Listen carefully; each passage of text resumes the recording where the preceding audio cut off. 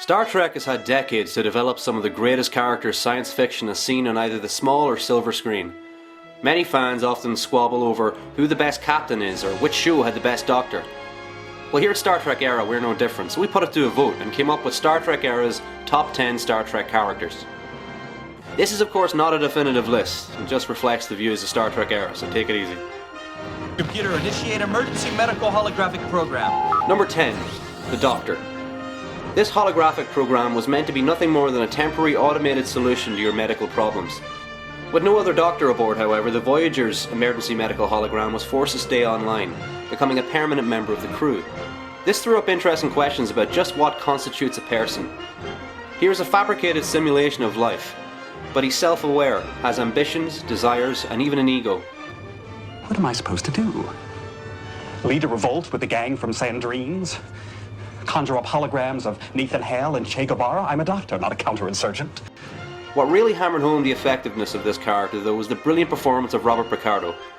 A frequent Joe Dante collaborator and veteran of many horror movies and goofball comedies alike, Picardo gave us a portrayal of a flawed, sometimes pompous, but ultimately sympathetic person, who wasn't always sure if he was really a person. Number 9. Spock. Quite simply the most iconic character to ever set foot on the Enterprise bridge, Spock's stoicism and pointy-eared appearance are synonymous with Trek in general. Tell me how your planet Vulcan looks on a lazy evening when the moon is full. Vulcan has no moon, Miss Uhura. I'm not surprised, Mr. Spock. With some minor tweaks made to his early grinning appearances, Spock's character was quickly nailed down through the late Leonard Nimoy's performance on screen, as well as his diligent development of the character's ethos and Vulcan culture off it. Indeed, Nimoy is responsible for most of the basics of the Vulcan culture that would come to be explored in future shows and movies. Even the Vulcan salute was Nimoy's idea. Whilst he once hated his constant association with the character, Nimoy mellowed and grew to love the influence he'd had and would continue to have with fans as Mr. Spock, a character so popular he even survived his own death. Number 8. Kira Nerys. An example of Deep Space Nine's darker, more intricate tone, Kira Nerys is a former Bajoran militant, a role seen as a terrorist by some and freedom fighter by others. It is nevertheless clear that she'd been an efficient weapon of war during Bajor's fight against the Cardassian occupation. How many Cardassian civilians did you kill? Look! I regret a lot of what I had to do. How convenient of you. We had no choice. Now lumbered with an administrative role on a Cardassian-built space station, we get to see this semi-retired warrior deal with intrigue, her own faith, and consequences of both her own actions as well as those of others during the war. Played with grit and aplomb by Nana Visitor, this tough but vulnerable character makes plenty of mistakes, but also kicks an inordinate amount of ass. Number 7. Michael Eddington.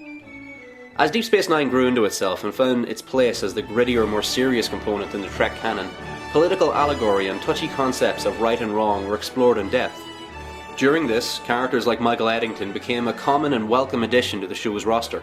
Spoiler alert, Eddington was a security officer on DS9, earning the trust of both his colleagues and the audience at home before revealing himself to be a committed member of the Maquis, a militant movement determined to defend former Federation colonies from Cardassian occupation, despite the Federation's cooperation with Cardassia. Eddington is a character that makes every Trek viewer look at themselves and ask who is in the wrong. As we see Sisko in his conquest to capture Eddington, we begin to wonder just how personally Sisko is taking things, and just how right he may be in his actions. Both of these questions are frequently posed by the frustratingly smug but charmingly eloquent Eddington. You know what your problem is, Captain? You made this personal. It didn't have to be. It wasn't with me. I have no animosity, no harsh feelings toward you. I wish I could say the same. Number 6. William Riker. With the attempt at a late 70s Trek revival on TV eventually taking the form of the motion picture, it became glaringly obvious that elements of that movie's story were always going to be part of a new Trek series, as they were clearly recycled in TNG's pilot Encounter at Farpoint. There's the examination of a weird type of life form, the sensual alien with a connection to the ship's new first officer, and then there's that first officer in particular. Where they failed with Will Decker, they intended to succeed with Will Riker. After Jeffrey Combs and Billy Campbell were both considered, Jonathan Frakes took the role of Picard's number 1, and it couldn't have worked out better. Frakes' charm factory of a performance saw him scrapping it up with the best of them, going toe-to-toe with Klingons, and getting way more action than Kirk.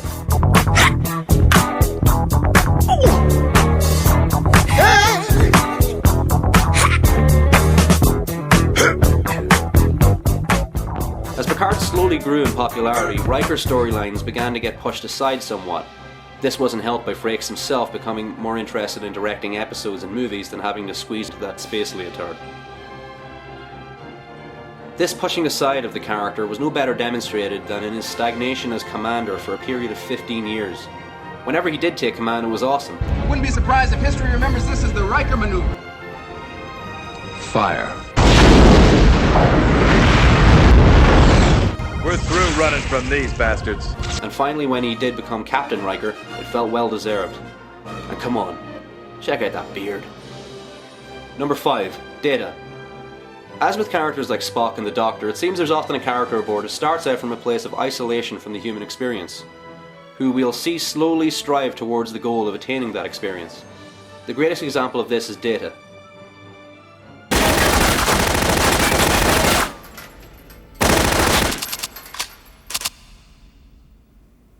Greetings. A positronic life form. Yes, androids can be life forms, don't get Picard started on this. Data's technical aspects were heavily inspired by the writings of Isaac Asimov, and his quest for humanity stands the test of time with some of the great character arcs of fiction in general.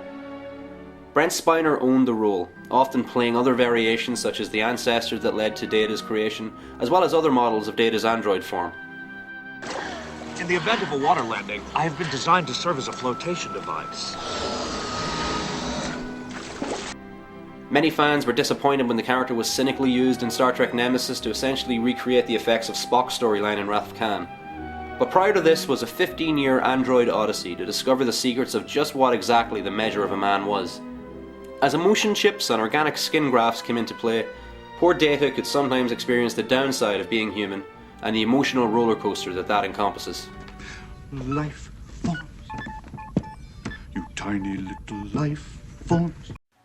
Number 4, Miles O'Brien.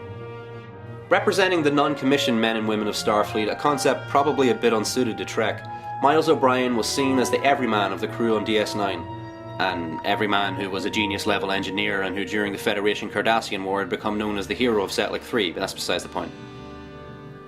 Starting out as an unnamed crewman in the first episode of TNG, probably only there to squeeze in as many different accents onto the bridge as possible, this Irishman in space bounced around different jobs in the Enterprise, eventually earning himself a character name and then finally a family. On DS9, the writers quickly decided that as O'Brien represented so much of the relatable blue-collar heart of the station, he would be the character to torture the most often, to get maximum sympathy from the audience. This led to the show's mantra, O'Brien must suffer. O'Brien's friendship with Julian Bashir is Star Trek's greatest development of a relationship. Yes, friendships like Kirk's and Spock's were impressive, but they didn't go on quite the same journey, as Miles actually started out hating Julian. And when DS9's writers ridiculously decided to make Bashir superhuman, thereby removing any relatability the character had, it just made O'Brien all the more identifiable and lovable for the audience.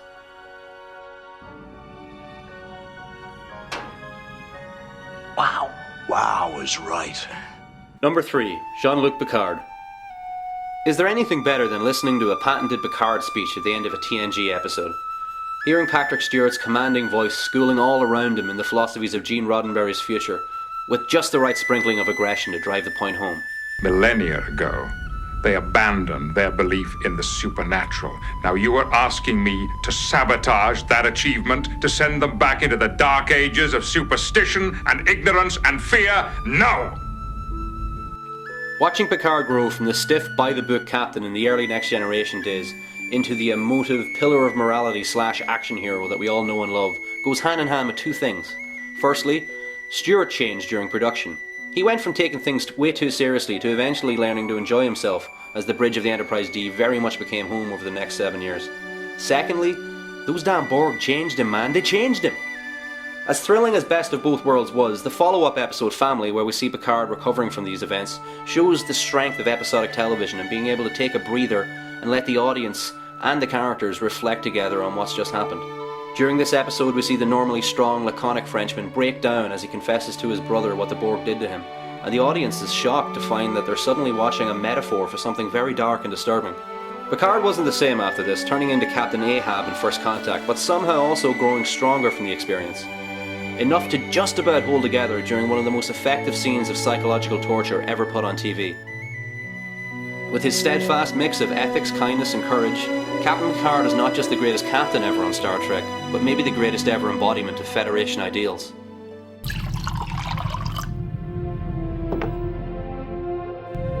Number 2. Thylac Shran. Jeffrey Combs is one of Star Trek's most prolific actors, so it's fitting that his greatest Trek character makes our number 2 spot. The Vulcans say that the desert teaches men the meaning of endurance, but it's the ice that forges real strength. While some still argue as to the merits of the TV show Enterprise, we here at Star Trek Éire are pretty damn fond of it. But not many on either side of the argument would disagree that the show's greatest scene-stealing character was Shran. A complicated Andorian commander seemingly consumed with hatred for the Vulcans, we begin to peel layers off this guy's personality as we go.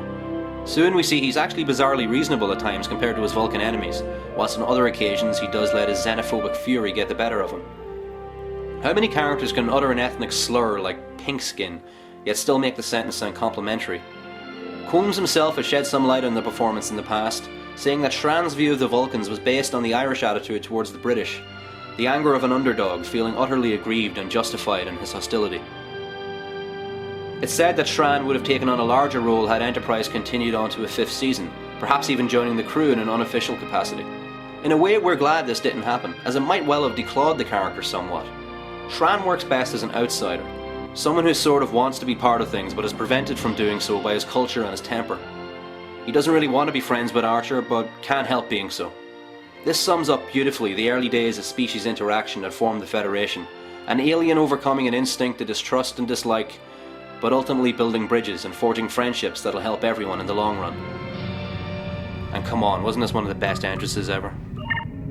Captain Archer, look at the trouble you've gotten your pink skin into this time. Number 1. Elim Garak. If Nerys and Michael Eddington serve as examples of the intricacies and grey areas covered so well in Deep Space Nine, then Elim Garak is the utter personification of it. Initially an eerie sort of presence on the station, the only Cardassian left after this brutal empire has finally lost its hold on Bajor, this fox in the henhouse immediately approached Julian Bashir.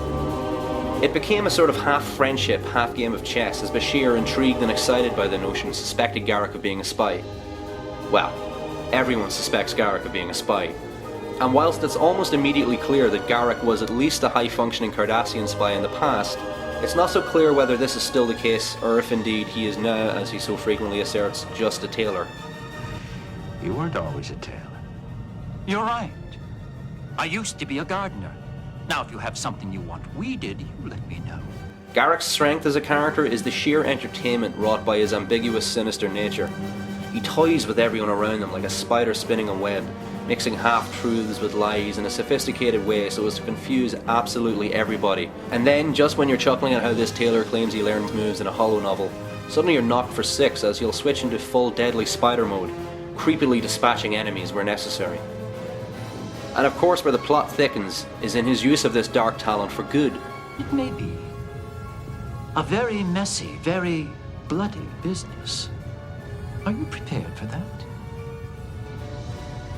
Often we find Garak committing horrible crimes that in the big picture serve the purposes of the good guys, but at the expense of the souls of just about everyone involved.